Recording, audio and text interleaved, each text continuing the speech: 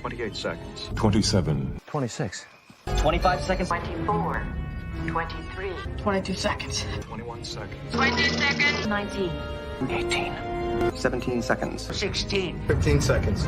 14. 13 seconds. 12. 11. 10 seconds. 9. 8. 7. 6. It's what? Copy. 5 seconds. 3, 2, 1.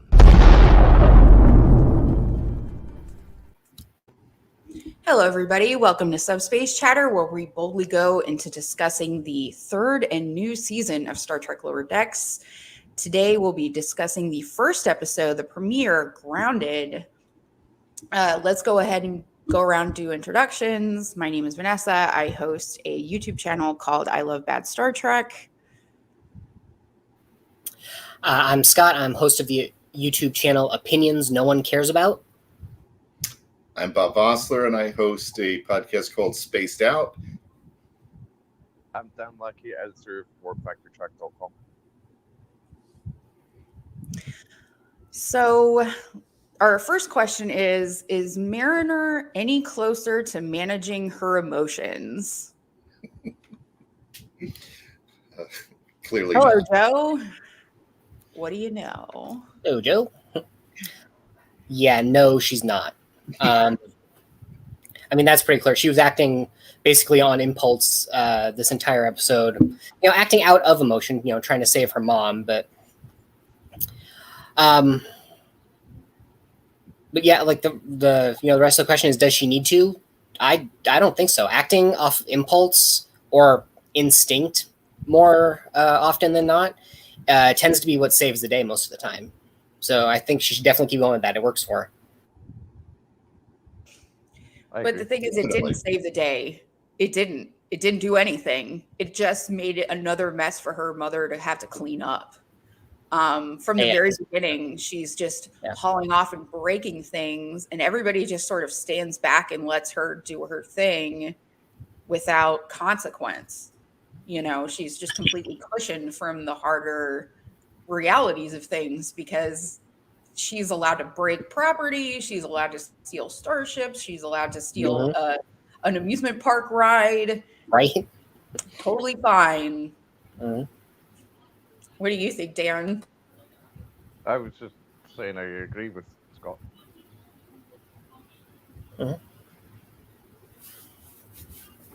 I think maybe later this season we're going to start to see her facing some consequences. Maybe we're going to start to see some growth here, you know, especially now since her mother will no longer be in that kind of a position, you know, has abdicated her role of cleaning up her messes and giving it to someone else. I think that was a good way to, you know, to conclude that episode, that she's going to have to now watch herself, and hopefully we'll start to see better choices being made, you know. Yeah. Like Is it a little bit overdue though? Sorry. I can't but remember, you know, like Mariner was like psychoanalyzing herself way back in Crisis Point. That's back in season 1, but she's still been continuing with this same pattern. So like, is this continuation of her character arc? Like, is this overdue? Because I mean, we're 3 seasons in now. Yeah, I think it's time that we start to see some changes. I think we as an audience even want to see a little maturity. I mean, we'll still see some comedic bits where you know, where they you know, she's not going to change entirely, but we have to see her grow as a character, and you know, if she's going to get promoted ever and not get booted off, we've got to see some changes. I think that sort of in one way that lack of maturity in the previous 2 seasons is why I haven't enjoyed them. Oh yeah, maybe. That's valid. Like, I don't think. I think for some reason Mariner is the exception to the rule of following any protocol, any sort answering to anybody. You know, she's done this before where she'll just unilaterally make major decisions with nobody else consulting absolutely nobody else, and everybody's just sort of along for the ride. Well, also, I was thinking back to the very first scene basically, like the teaser of this first episode where she like injures Boimler in the leg. And, like, Oh yeah. who in Starfleet with a batless, a really heavy batless. I was thinking like who else in Starfleet like makes such a huge like physical error? I guess what's her name? Oh, I can't remember her name now. But she's in Kihu and accidentally spills coffee all over Picard's shirt. Oh, and Gomez. Yes, Gomez. Sonia Yeah, Gomez, which was even yeah. referenced in Captain the Gomez, yeah. because I watched the season 2 finale before I saw this, so I watched it back to back. And Sonia Gomez, and she even makes a joke about that when one of her own officers trips and stuff, and she makes reference to her own faux pas with Picard. So I thought that was cute. I thought it was hot chocolate that she spilled on Picard. Yeah, hot chocolate it was. Mhm. But yeah, I was like, I got mixed up because his obvious beverage of choice is tea Earl Grey hot. Yes, Yeah. that's right. Since some of the Captain Freeman stated regret in shielding Mariner from consequences, but didn't she do exactly that after Mariner stole the Cerritos? Like it just, it's almost like there's just a very strange lack of self-awareness on the part of the characters that prevents them from developing. It's like, oh, I know I'm problematic, but I don't really reflect on my current actions enough to really see how I'm perpetuating that pattern. I understand that it's an animated series and that it's got to be wacky and silly, but I think that especially like on season 1, what made it so great was that these characters are able to reflect on their own actions and like think about how they conduct themselves and where they fit in their roles and stuff. I'm also like confused about how does Mariner even want to be in Starfleet? Like, what is she doing there? Like she doesn't like following orders or doing anything anybody says and has her own ideas of what to do. So I'm just confused why she's even there. I think part of it is that her parents, who are both, career Starfleet officers, her dad said the Cerritos was her last chance. I think they are genuinely worried what's going to happen to her if she gets drummed out of the service. Although, I mean, this is supposed to be kind of a utopian society where you can do, whatever you want. But I think it's just because, they have that, they're very big on duty and, commitment to the service. And so they can't see what kind of positive outcome there's going to be if she's not in Starfleet anymore. That's a good point. She could be even more dangerous if left unchecked.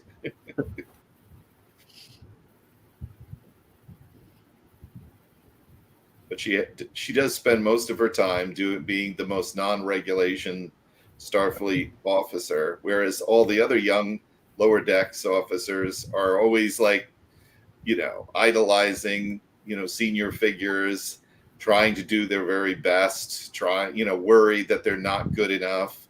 Whereas she is the total opposite. And even wears her, the sleeves are up on hers, on her uniform, as she does her best to be the most non-standard, right, young officer possible. And even when she's, told by senior officers, oh, trust the process, she's very against that. No, I need to take this on myself. And, I can understand how it could come across super naive and kind of pie in the sky to just be yeah, Federation will totally fix this problem and they'll figure it out. And that wasn't actually the case either in the end. So she was technically right. And it wasn't the Federation that ironed out the problem with her mother being wrongly convicted. It was a rogue team that found the evidence that exonerated her. So it's what's the takeaway exactly? I thought it was cool that we got references to Morgan Bateson and Tuvok in Yeah, that was cute. That was. Oh yeah. And I thought it was so good. Like there's ever since Morgan Bateson first appeared in Cause and Effect, that he's been like referred to in novels and stuff like that. But like it actually canonizes like that he, survived, and not only survived, but like went on to still serve in Starfleet and stuff like that. I thought it was I thought it was cool that Sonia Gomez had become a captain. That Yeah. that was wonderful. I really love that character. I was like Yeah. so bummed when they stopped featuring her. I liked, someone that's really sort of not perfect at their job.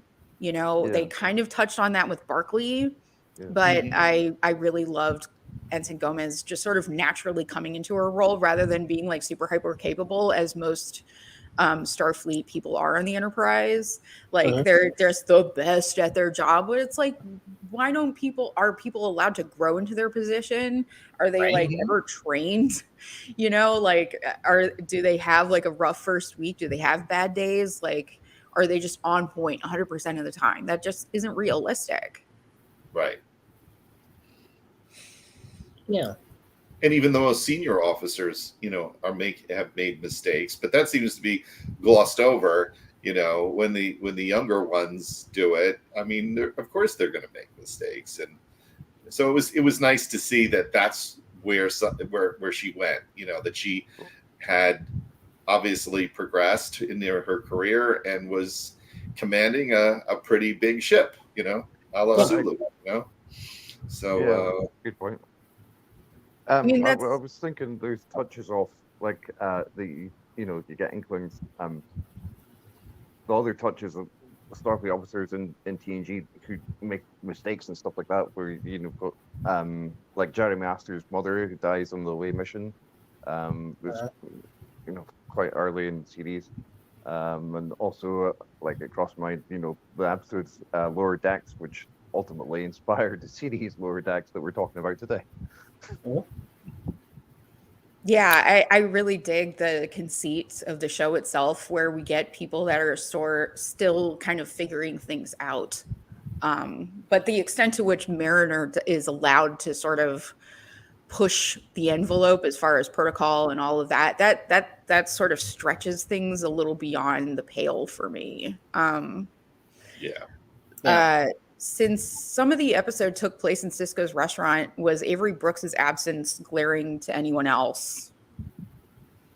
No, I wouldn't have expected him to be there because of where he is, or where he probably is at this point. I would have loved to have seen, his son be there. That would have been nice. That as a cameo, that would have been cute. But I think it was just meant to be rather subtle. It was just another cute way of saying, "Yep, this is the same universe, and here's where they just happen to pop by." Like that. That seems to be a big part of Lower Decks. It's just to make us all very comfortable with items of the past, and when we see these little Easter egg gems, it's just makes us feel comfortable, and Yeah, I would have liked to see his dad. Like when I think of like Sisko and restaurant, I think Sisko's dad. So like a cameo from him would have been nice, even if he didn't say anything, because they clearly put a lot of budget into voice acting to get James Cromwell on this one.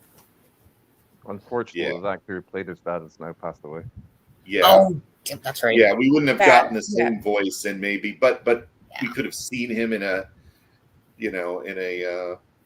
cameo, or they could have redid somebody else's voice. But no, I think they just did it to show a nice little locale.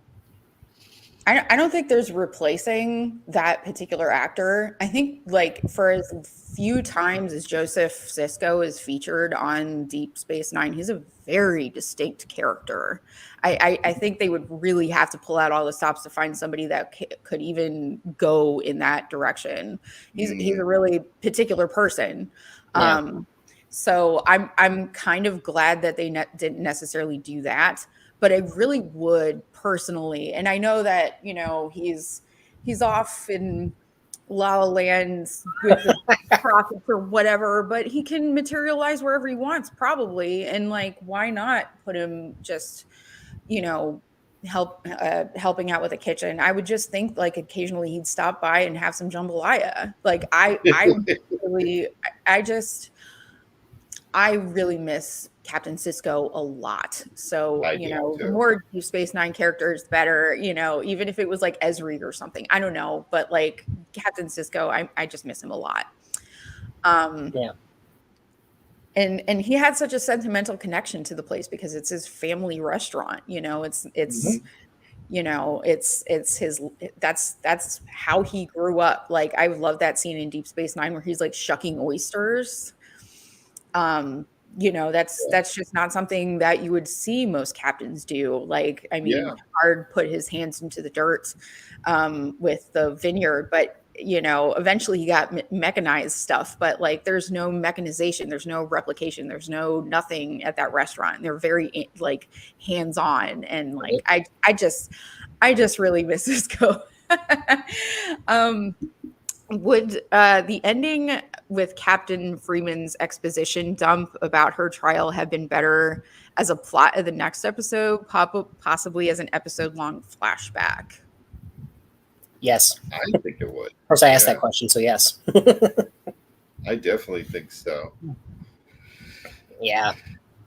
It would have been interesting to see all the details behind that. And, you know, I think it was fine for it to just fly by, you know, because they were running out of time. And it was actually, to me, it was a throwback to the typical TNG, you know, we got 15 minutes left or 5 minutes left. We got to wrap this up and let's just do it. So I thought it was cute in the way that they kind of like, you know, and I'm sure it was done that way on purpose to just, you know, conclude it that way. But definitely another episode you could have had an entire half-hour episode of just the details of it. Yeah, or even made it like this episode like an hour-long special and just have the second half be devoted to that.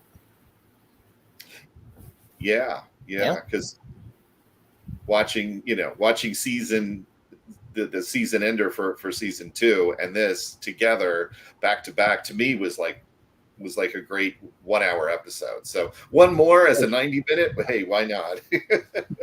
So I think some people are commenting, like having seen like Strange New Worlds and then going into Lower Decks with a shorter runtime was a bit difficult to adjust to. So that may have helped to account for, you know, the difference in runtime. I think this sort of, in this particular instance, this specific characteristic reminded me a little bit of the way season 2 of Lower Decks opened, where it's like they quickly want to button up all the things from the season before so they can move on. And I really wish that they just sort of let it breathe a little bit. I did get the joke, though, that they're like, everything that you did didn't matter at all. You didn't need to do any of it, actually. We did everything behind the scenes. I thought that was funny. But, I wish that they kind of, you know, let continuity be continuity. Let the show just kind of like have a plot that runs through different episodes and let it be serialized. Regarding continuity, we spoke a bit about DS9, but I thought it was so cool that they included so many references to DS9, like Boimler and Rutherford both wearing apparently shirts that Jake Sisko wore, the Catasal white hot sauce. Not asymmetrical enough. Like there's balloons apparently. The Phoenix Experience theme park that are in the shape of the Defiant. There's an alligator that you see in Cisco's Creole Kitchen, which apparently is a deep callback to a line in one of the DS9 episodes. I love the hot sauce too. The Ketracel white sauce. That was really funny. Will we ever see the guy that they left traumatized on the Phoenix again? I forgot his name already, but Gavin. Gavin, of course. Captain Gavin. Gavin, Captain of, you know. So yeah, he would be great to bring back, in a cameo at some point in time and have them, set him off all over again. I think it would be great if he doesn't return in the cameo, because the last line that he's got is, "You haven't seen the last of Captain Gavin." So if he just never I appears hope again, not. I hope not. I hope we see him again. Villain origin story. Villain origin story. Yes, He's gonna team up with Cybok or something. Or later on down the line that Gavin actually ends up joining Starfleet Academy. Oh, right. And he's on a training exercise with them, or gets assigned to Cerritos. That'd be so funny if he was just like a background character and nobody regarded him, and he's just. Oh yeah. Yes, that would work too. What did you think of all the callbacks to First Contact in this Lower Decks episode? I thought it was hysterical. I thought it was so funny. Right down to the music. Like the hats that they were wearing, and they had like all this merch, and like the voiceover at the amusement park where they're like, when you're standing in line for a ride, they're like, eat all your food, that was really funny. Yeah. I thought. Yeah. I realized later that I thought it's quite cool that in the same episode as each other, they've got like the members of the CDTO's crew visiting Bozeman, Montana, and Morgan Bateson is mentioned, who was the captain of the USS Bozeman. Oh, that's right. How did I forget that? Oh, damn it. And yeah, it makes sense that they turned Bozeman into a tourist attraction, and it doesn't look like they overdid it too much, which is nice. Yeah. Yeah. I did love there's the cafe with the one-song jukebox. It also kind of aligns with like Zephyrin Cochrane's goal of just making money. Like he just wanted money. Yep. Didn't think of that at first, but yeah. And with the references to Bozeman, I realized just now that I guess it's like it's paying respects a bit to Brandon Braga, because it was his hometown. He named both the town in First Contact Bozeman and the ship, because he wrote Cosmo. Yeah. I also loved that they use the same song when they launch in the Phoenix. Yes. That was great. Magic Carpet Rides by Stephen Wolf. Yeah. Yeah. So I guess that happens every time that you have to listen to that song. Well, that's Right? probably that part ride. of the historic reenactment, it was probably. Yeah. It's not perfect though. I mean, that Phoenix clearly seated 5. Wasn't the original one? Like it was just, Cochrane, Riker, and Geordi. So that one only seats 3, yeah? Yeah, the cockpit's different. Yeah, I thought maybe. Well, probably it's a reproduction of the Phoenix, not this was probably redone so that they would, have it for tourists, Yeah. I mean, the original's still undoubtedly in the Smithsonian. Right. Yeah. But just imagine a space flight as an amusement park ride. That's really trippy, right? Yeah. It's so ordinary and so passe Mm-hmm. that, that's what it is now. It's just an amusement park ride to be in orbit. Yeah. What was your favorite reference in this episode? That's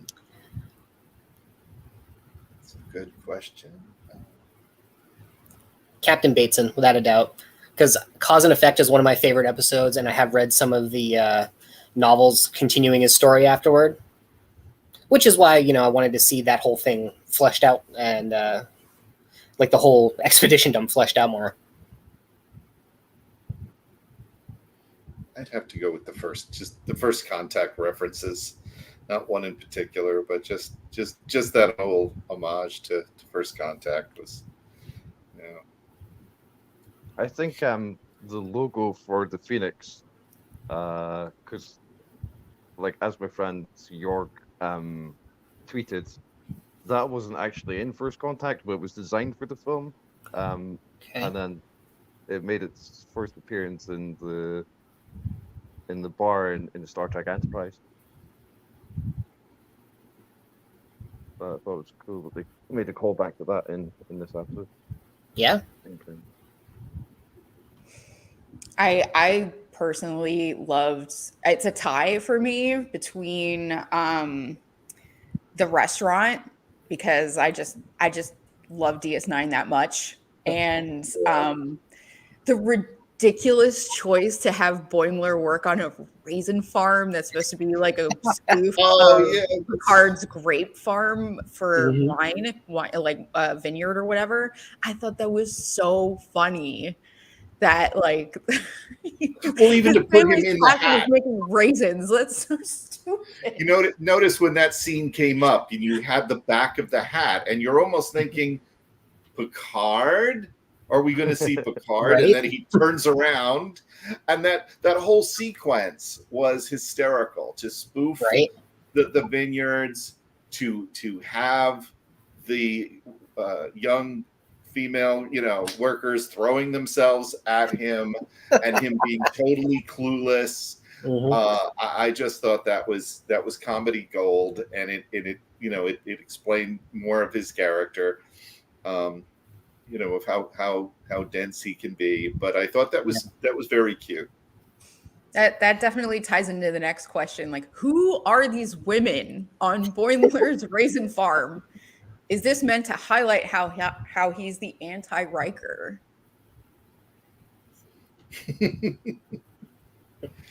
Yeah, that kind of puts it, a different spin on it. Like they're all like think he's the next best thing to sliced bread and raisin bread, and and he doesn't get it, like because he's focused on and yet he wants a girlfriend, So this is like I thought that was a cute, because we've all gone through, people flirting with us, and we're at the time we're focused on something else, and we're totally clueless, and then later on someone points it out to us, or we realize it on our own, and it's like, oh man. But it's such a weird dynamic, because all of the women feel the exact same way. It's almost like a cult, but the leader has no idea that he's a cult leader. Like, yes. Well, I assumed that those are pretty powerful raisins, I guess.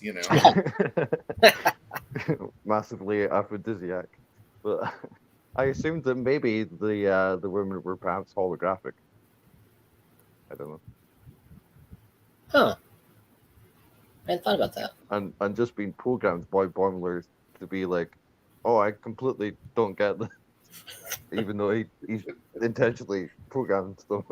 So that's even like, weirder, though, because then he would have specifically programmed them to be this way, and still being oblivious. Yeah, that would be. Wow. Why? That would be too creepy. I thought, like, I too, like, do not understand flirting at all. I am not a flirter. I am like, however, committed or casual an encounter is, I will be very upfront. Like, I want to kiss you. I want to like, I that kind of thing, asking consent just, in a very question answer way. So for someone to be like, oh, can you do this thing? I'm like, okay. So that I felt so seen in that moment. Like that, I mean, it's obviously exaggerated, because they were like literally saying, I want to get naked. Like, that's like really over the top. But I related so hard to him in that instance. I did think as well, maybe like some of them might be betazoids. So it's like natural for them to be naked. Yeah, maybe. Well, one fell in, that one fell into a vat or something. I don't know. It's like, it's a raisin farm. Why would you be covered in grape juice? That doesn't make sense. Yeah. Like That's true. Yeah, you're not making wine. Right. Oh, I also thought, like, it brings up the question of, does everyone on Earth have a vineyard? Like, The who entire doesn't have world's just a vineyard now. yeah, who doesn't have a vineyard in the 21st century? Yeah, it's definitely not the flex that it was when Picard. It was only him. Now Boimler's. It's a democratization of the grape industry Right. going on through lower decks. I dig it. Hey guys, hate to say it, but I'm gonna have to red shirt out. I got something I'm doing with the family, so we'll see you guys next week. Yeah. Cool. Peace. Later. See you. Take care. Take care.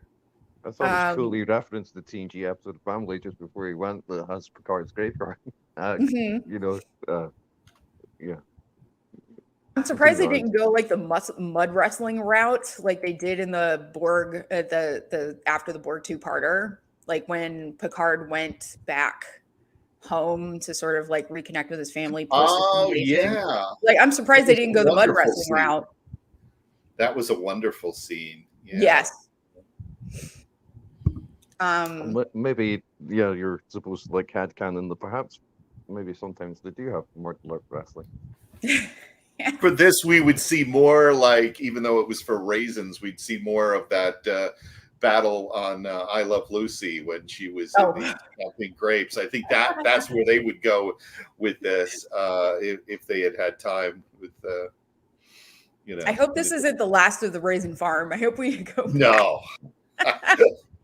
I think we'll see its return because this is too much comedy gold not to go back to that.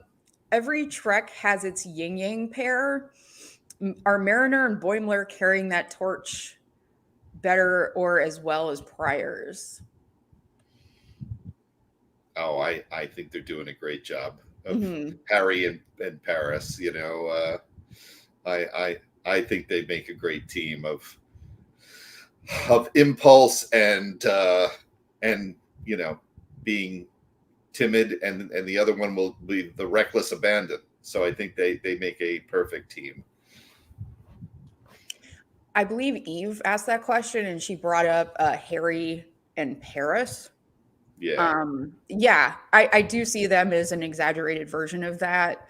And I also think Mariner sort of unfairly relies on Boimler a bit to sort of be the regulation person, because remember when they were going through his logs and they were like finding all the gross, disgusting things about his body that he was talking about. She's like, we can't use this. She sort of like unfairly puts it on him to be the rigid one.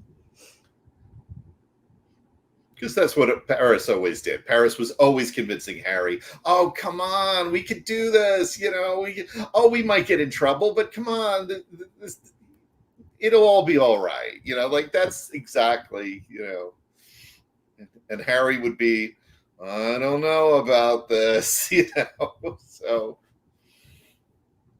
Mariner, I think is I think she leads him a little better because I think Momer is more likely to do it without questioning as much as Harry was. But I think I maybe should admit, like, it's a combo I haven't really noticed before, like the question pointing out that Boimler and Madden are close as friends. Because like I haven't noticed that in the past two seasons, that really not having paid much attention to the past two seasons because I didn't really enjoy them very much.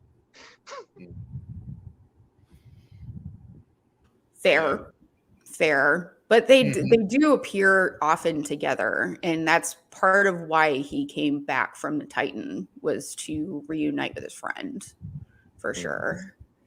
Even though I wish he got to stay on the Titan a little bit longer and they didn't do the, he has a twin that's more into it thing. Like, I really wanted to see him sort of be his own person outside of the lower decks dynamic, because I think they kind of hold each other back a little bit. That's the point. Is that? Do you think that's a good thing or a bad thing? I think it depends on what their respective goals are, because it's clear that Boimler wants to advance, but maybe not so much that he wants to be on a different ship. But I don't think Mariner really knows what she wants.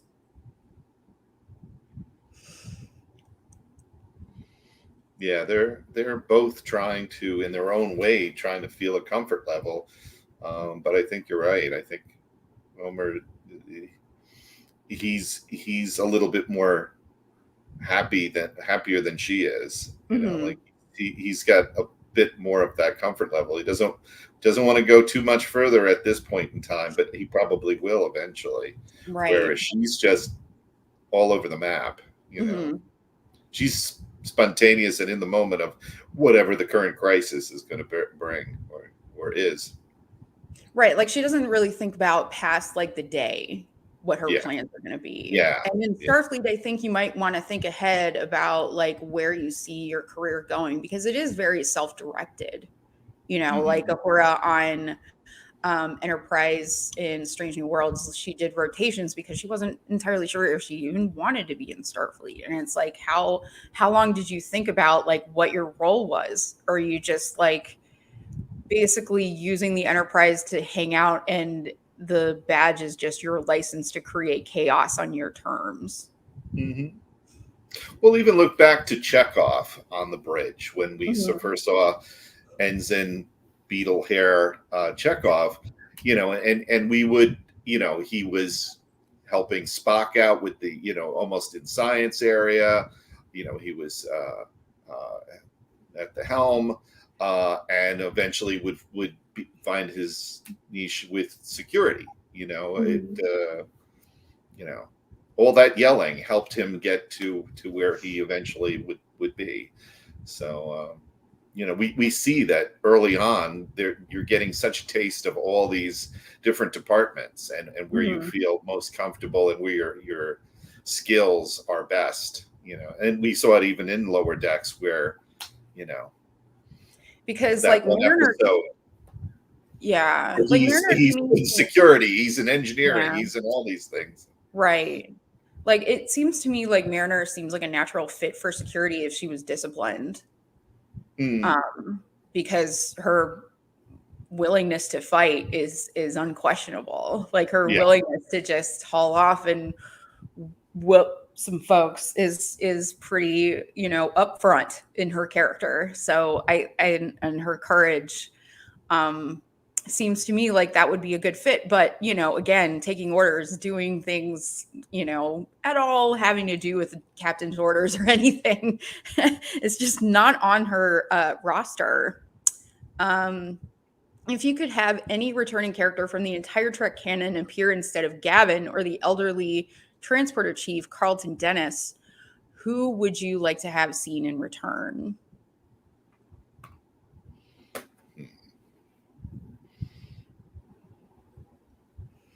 Well, how about you, Dan? I was thinking maybe like Scotty for instead of Carlton Dennis, and you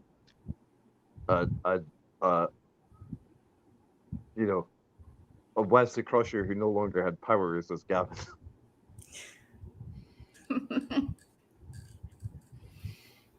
Well, I know we had talked about O'Connor one more time.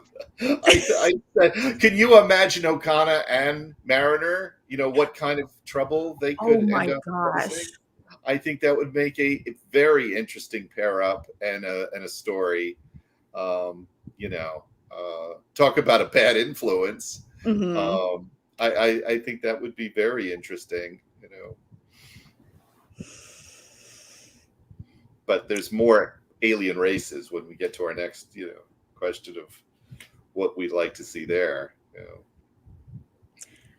Speaking of O'Connor, one person I definitely don't want to see is Joe Piscopo again. No. Star Trek. No, I'm good. You know, I again, like, folks from Deep Space Nine, I'm all about the Daxes, Ezri or Jadzia. You know, I understand the woman who played Jadzia Dax left for reasons that are entirely valid and understandable, and probably wants nothing to do with that the show, but hopefully, you know, be on better terms because it's completely different people. You know, it would be really lovely to see Jadzia Dax again as Dax. Loved that. Sirach Lofton, who played, you know, Jake. Jake Sisko. Thank you. Yeah, I'm all about that Deep Space Nine. Oh my God, if Quark came back, that would be so fun. Quark and Mariner. Even more. Yeah. Yeah. Quark's a horrible. Maybe he could actually talk.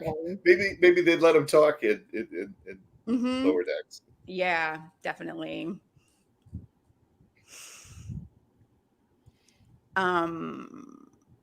What's a previously underused alien race you would like to see on Lower Decks? Oh, I got a list here. You got a whole list? One, I would love to see the slime monster that killed off Tashiar. That's I appeared. think that could have some comedic moments in Lower Decks. Armis has appeared. Yeah. Armin. Armis has appeared already. The Amazon, you know, the women from Spock's brain. I mean, revisiting that planet, seeing what's happened since that episode. I think that would definitely have some comedic. The men above and the women below should get together.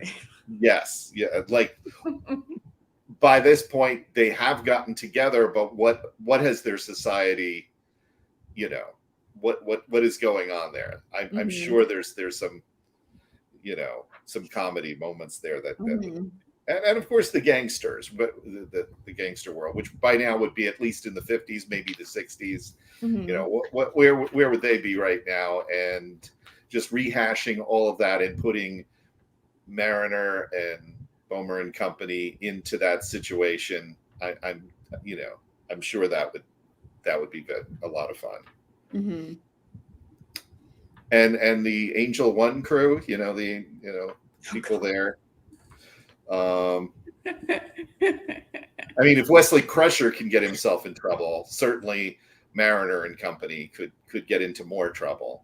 Even though that seemingly that restriction was, well, no, actually with the end of that episode, it wasn't, they didn't lift it. They just let Wesley go. So, yeah. Oh, are you talking about the one where yeah, maybe Angel One's incorrect. I'm sorry. Angel One's the one where Riker has relations with the king of the planet, queen of the planet. I don't know. Queen of the planet. Yeah, I'm sorry. I'm thinking of the, but I'm thinking of the planet of the blonde people with the white outfits doing exercises and all that, and hugging Worf and saying, "You're big." It's just so silly. I'm sorry. So transparently one reason that they did that. I mean, yes. The costumes were so flimsy. I would love it if they came back. That would be so funny. Yes, that's what I was thinking of, and that they would be a lot of fun. And and again, that if Wesley could get in trouble by what was it, a lawn dart or something he ran after and went on the grass, certainly Mariner and company could make bigger a problem. And they'd make a whole big thing about don't do anything, and they could be all freaked out. They didn't even know about having an infraction, that by the fact that they're all anxious, that they end up all screwing up and doing a violation of something else entirely, and being in trouble. And this time, Mariner's mom couldn't do anything about it because it's a big entity. So, right. There's something there. There's material there for a story. How about you, Dan? Well, I was wondering what you were meaning to say, Vanessa, like if someone didn't know. Oh, I was just thinking they at first in Justice, they weren't aware that they had the death penalty for every single thing. So maybe, so now they have the foreknowledge to be like, okay, don't do anything untoward to these people, even accidentally. So that makes sense, Bob. I Of thought it was course, interesting. going back to Angel One, seeing how Bomar is so clueless, maybe that would actually be a good planet to also visit, Mhm. and have all these other beautiful women like totally, and Mhm. him going, huh? I thought it was interesting you mentioned the oceans from a piece of the action.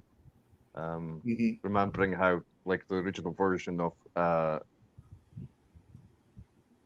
Trials and Tribulations apparently would have involved them, but they're so uh, imitative of other cultures Yeah. that they were going to be in Starfleet uniforms and stuff like that.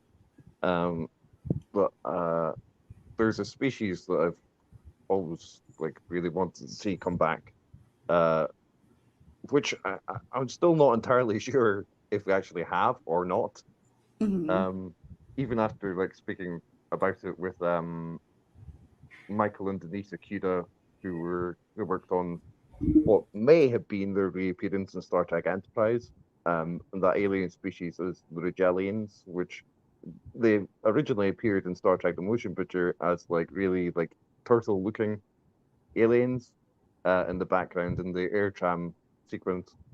Um, and then like there are aliens that appear in Enterprise, who are also referred to as Rigelians, but they look entirely different from the ones in the motion picture. So I was like to the Akitas, I was like, is this meant to be the same species or not? And so Denise Akita like answered me that she believes that when they were designing that species for Enterprise, they did like that was the intention. Um, but yeah, like still like they look entirely different. Like how do they look so so you know so different? But I'd like I oh. thought it would be cool if they came back for Word X. Mhm. And maybe they'll be completely different. Maybe they'll just be completely different. I want to see like a Bolian home planet. I want to see that. Like maybe go to the barber Oh, school. Like whose hair are they cutting on a Bolian home planet? Do they? I just always thought that was funny on Well, TNG that they had like a Bolian barber, and I really would like to see the Bolian barber school. And I also maybe, really would like to see the Breen, more Breen.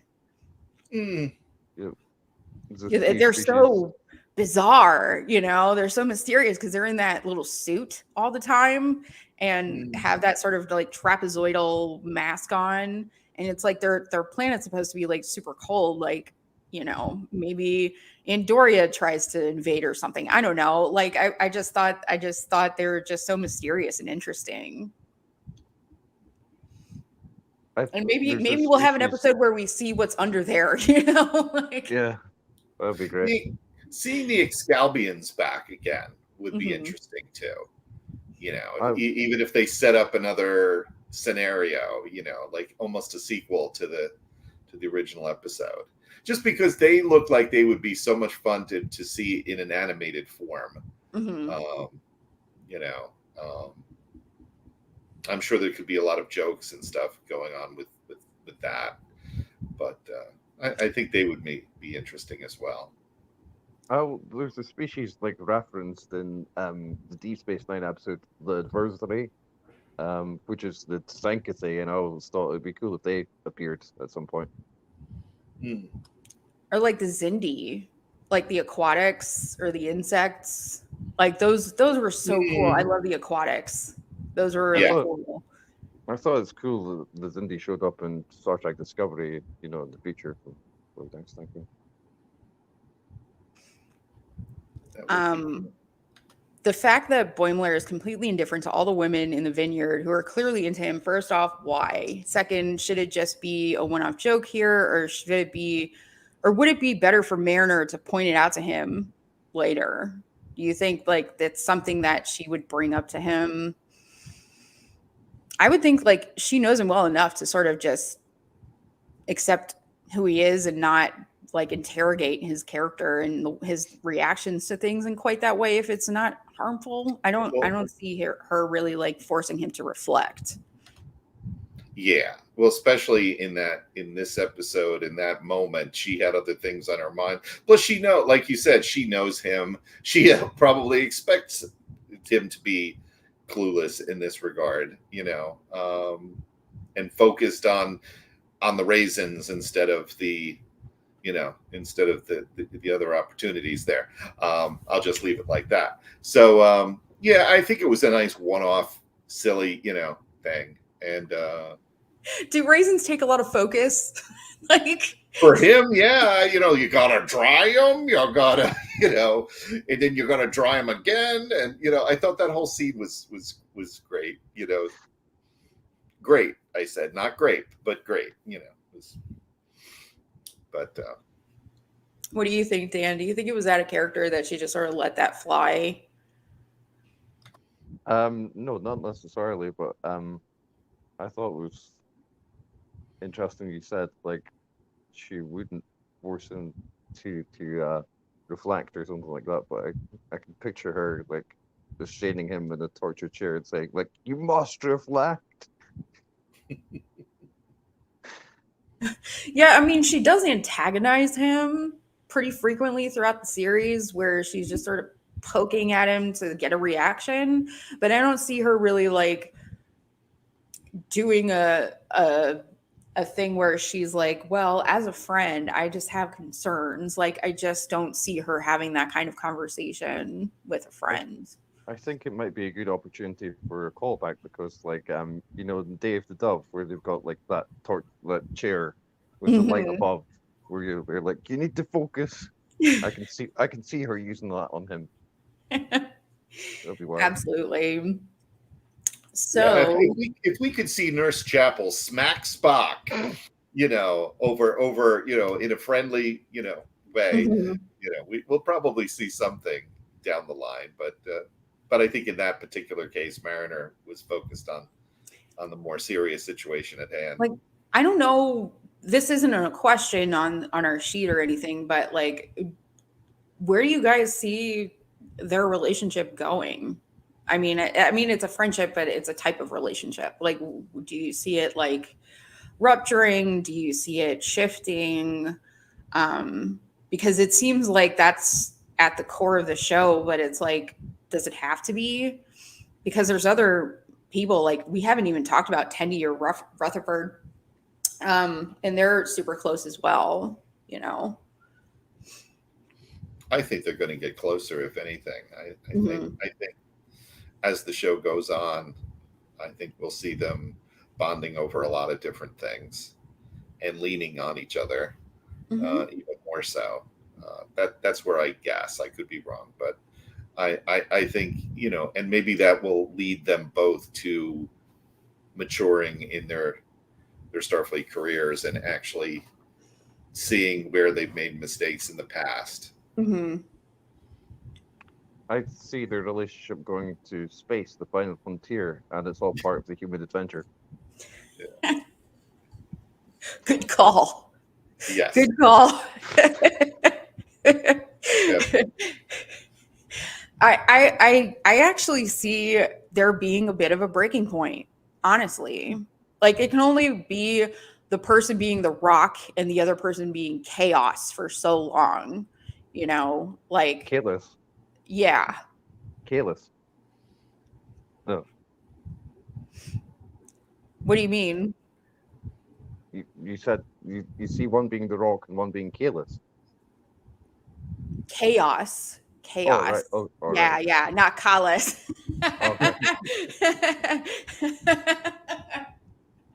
I mean, maybe in her mind she's Kalis, but Okay. Yeah, I think that, Boimler's, only going to put up with antagonism for only so long. I think Mariner's luck is about to run out. Something's going to happen. There's going to be a wall hit at some point. Or there really should be. Got to be a turning point. Got to be a turning point at some point. Do you think she is a particularly lucky character? I mean, she's sort of avoided the harsher parts of negative consequences for her entire Starfleet career. So I would say she's a pretty lucky person. Yeah. Yeah. That makes sense. Yeah. Like she disobeys order like it's oxygen. It just comes naturally to her to just be adversarial.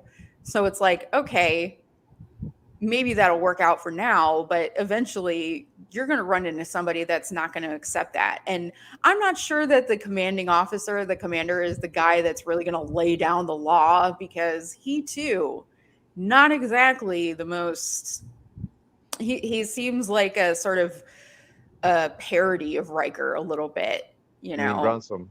Yeah, and he's a parody of Riker, and she clearly, wants to go to the Captain Kirk school of decision making. So I mean, she said that. So it should be. I was thinking that quality of bucking the what is down in scripture, basically, as Starfleet policies and guidelines, etc. Has been a quality found in captains and commanding officers, like every so often, like for example Kirk.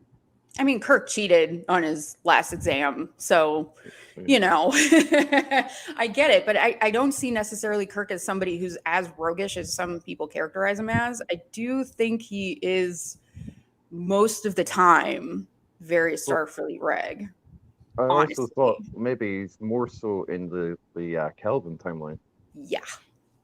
Yeah, I think that's sort of like a superficial read, that he's just a ladies' man who's without a care and just does whatever he wants. I don't see Captain Kirk on TOS that way at all.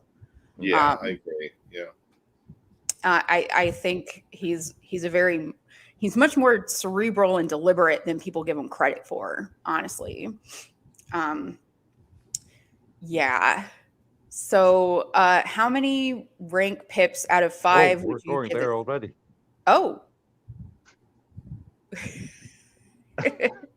Is there another point you wanted to bring up about this episode? I asked whether anyone caught any references in the scrolling text of the news report. Oh, that. Yes, sorry, apologies. Because talking about captains, basically, who was buck the trend or not, as the case may be. So it was interesting that there's a reference to Admiral Jellicoe in that scroll text. We saw as a captain. How? Jellicoe with his shifts. I just thought he was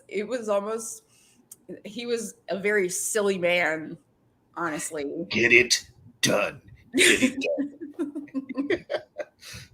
I thought it was like, haven't we all had a boss like that at one point that was just would make up a rule for no apparent reason, which would ultimately actually complicate things instead of actually help things.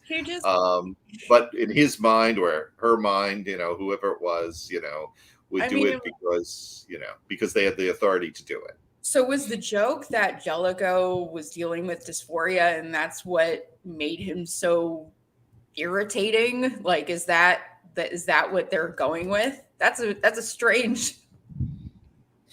Like, were they speculating about his gender in the scrolling text? I honestly didn't catch as much of it as I would have liked. Yeah, I didn't see it either. It was fast. It was fast. But I have to slow it down or watch it again. Mm-hmm. There's so much packed visually into these things. Definitely, yeah. Jellicoe has always been, I think, one of my favorite captains, and I thought it was really. Watching the review grounded on the Seventh Rule podcast, and either Ryan T. Husk or Kira Glofton, who played Jake Sisko, also said that Jellicoe was one of their favorite captains as well. Well, as much as he is not a warm and fuzzy guy, there could be a very good argument in that Riker was a bit insubordinate with the orders that he was issued with this new captain and what he wanted to see done in the transition. There could be a decent argument to be made that, as much as we love Riker and don't like Jellicoe, that Jellicoe really, Riker really didn't follow some of the things he was supposed to do. He didn't make the transition easier. It didn't really matter so much whether he liked the changes or not, And with what happened. And might Riker be then another precedent that perhaps like the command line might be like a good place for Matter to. I actually think that the reason that Riker was enlisted, was on the Enterprise was because specifically that he's not a necessarily 100% by the book person like Picard is. Mm-hmm. So that balance became unbalanced once Jellicoe took command. Yes. Mm-hmm. Jellicoe's expectations are very different, and what he expects out of people is very different. I just think, certain people that take themselves that seriously, I just have to laugh at them. It's really difficult for me to take someone like that seriously. And I would be I absolutely sympathize with Riker's response. Like, who the heck do you think you are? This is ridiculous that you're like, these rules on people. And like, okay, we were running entirely fine before you got here, and now you're just throwing your weight around and flexing your ego.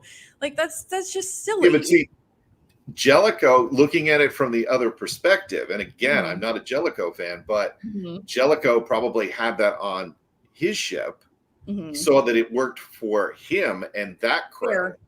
He's the captain. He's in charge. He sees that this will work on this crew just as easily as his former one, not realizing or not accepting the fact that he needed to give more transition time. And they're in a crisis where Picard, may still even be alive, at this point where this crisis began. And, and people are concerned about that or worried about that, even though he's pretty much written Picard off. And he doesn't, he doesn't care what, the rest of the new crew thinks is, about his decisions. It's his decision. Yeah. So that's why, and I think TNG really did address, transitions of that sort. I mean, then look at the Riker-Shelby relationship, which, if rumors were true and Patrick Stewart decided not to come back and Jonathan Frakes did take over as captain, and Shelby would probably have taken over as first officer. There was rumors that was in the contract, negotiation, and thankfully that didn't happen. But it made for an interesting dynamic. That they were at loggerheads, but Riker was smart enough to know that, hey, I need someone like that who might challenge me. And it was better than me pulling, say, Data or Geordi or Worf or anybody else into the first officer position, that he needed to keep everyone in their jobs. Picard definitely wanted somebody that would question his orders. Right. He wanted somebody that would check him on his decisions. So, but Jellicoe did not. He thought that his word was gospel. Right. You're saying that Riker was, a valuable asset to the crew in questioning Picard's orders, but that to me is like a callback to Decker and Kirk in the motion picture. Who basically Riker was based on Decker, not necessarily that version, but like Decker was conceptualized for what was supposed to be the series phase 2. But even in the motion picture, like there's a scene where, to do with the torpedo launching. Kirk eventually sees like that Decker does have some wisdom, yes, like Picard and Riker, and he says, "Go on, right? Correcting me when you have to, basically." But with Lower Decks Grounded, I wondered, because like the reference that we do see in the start of Grounded to Jellicoe refers to him as Admiral Jellicoe. Do you think the post of Admiral might fit him like better or worse than he was as a captain? I think he'd make a better admiral than a captain. Definitely. Because that's where he could set policy, and things that wouldn't have affected the running of the ship as He didn't feel like a team think he made player. a better admiral. Yes. He wasn't a team player. He's much better behind a desk pushing paper Yes. than being on a ship giving orders, because he didn't regard them, to me, as like human beings. Yeah. That had their own intelligence and their own abilities and things. It was very micromanagey, and I think Admiral, that's much better. Right. I mean, even to tell Deanna Troy, I prefer more formality on the bridge. I basically saying wear the uniform and not the gray, the gray outfit, or whatever color she was wearing of uniform that week. Right. He was definitely more militaristic, formal, and that it was probably not a fun time on that ship that he was on before he came, came to the Enterprise, and thankfully went back. But he would definitely make the mold of the Admiralty board. Mm-hmm. And hopefully not an evil admiral, because statistically, we had seen so many badmirals. Yes, coined them. I really like that about this episode, actually, where they get the theme like trust the system. Mm-hmm. How Starfleet functions, because as you say, like the amount of times we've seen like badmirals and stuff like that up to now in modern Star Trek, it's been so much with Section 31 involvement and stuff like that as well. But again, the plot didn't actually support that, because it was the rogue team that gathered the evidence that exonerated Mariner. It wasn't Starfleet. It was them going under the table to figure it out. So actually, that was undermined. But maybe as well, in a certain way, like we can be thankful to Starfleet for like saving Gavin. Mm-hmm. Gavin. Which is another of my questions. Gavin will be a future. Not only will he be a future cadet, officer, and captain. He will be a future badmiral. If they allow him to get that far. He will be the first Borg king. Yes. King of Starfleet.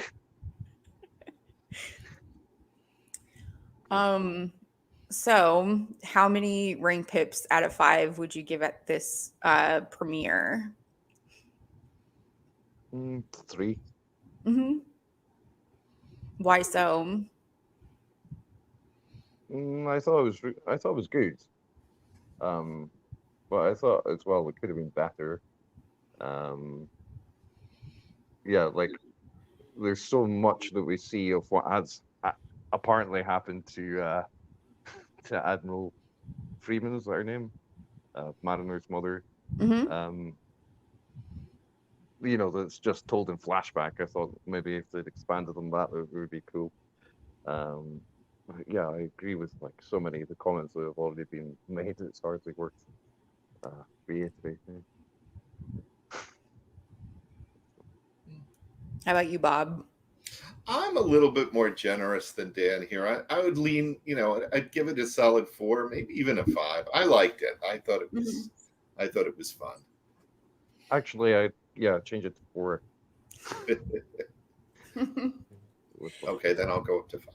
Because my bar on Lower Decks is a little different than other shows. The expectation is a different type of show, and you look for different aspects in this show. And I think this particular episode had a lot of interesting, fun things that it threw at us at warp speed. Even we couldn't keep up with it all, and so for that reason, I really enjoyed it. Yeah, I really enjoyed it, but I don't think it's like there's later episodes in the season that I think are better. I'll put it that way. Fair. I thought it was a really solid season premiere. I thought that it was really well done and that it tied in the things from season 2 that mattered. I appreciate that. I wish they didn't button everything up quite so quickly. They didn't have to take one episode, 1/2 hour to just cram everything and resolve everything and exonerate somebody, because I would have liked to see the trial. I would have liked to see how that went down. We don't get that for some reason, and a lot of really classic Star Trek episodes are trials, so it's like, why leave that out? That seems like that could be comedy gold too. Especially if they make one of the crew members one of the judges, like they did in Measure of a Man, or not Measure of a Man, but like there was another one, the one that where Picard was fighting with the devil or whatever, where Data was the judge, and I think they could have played with that. Yeah. Mm-hmm. So I feel like there's some missed opportunities there. So I give it like a 4. Because it was hilarious, but I feel like there's a lot of missed opportunities. But as far as like season premieres go, it's pretty solid. And who knows? Maybe they will do a flashback of maybe. Didn't we already get a trial episode? But then it turns out not to have been a trial, and it was actually like a celebration or something like that. And the tank was the eels and stuff in Lower Decks. Yeah. I loved how the finale had them all gathering around and wanting to celebrate, her promotion, but then she's not going to take it. She's like, no, I'm not going to go. And then there was like, yes, you are, with the bracelets on. I thought that was clever too. I thought that was right. Yeah. That's what really is the glue, is how funny and clever it is. Because sometimes the story, I don't necessarily buy into the arcs that are happening, or where the characters are necessarily developing into, but the jokes are pretty much always solid. So thanks to the panelists for joining us for this discussion. We hope you, our viewers, have enjoyed it as well. Let us know in the comments section what you thought about this episode of Lower Decks. Please remember to like and to subscribe to the video. And we'll see you next week for the next episode of Lower Decks. Trek you later.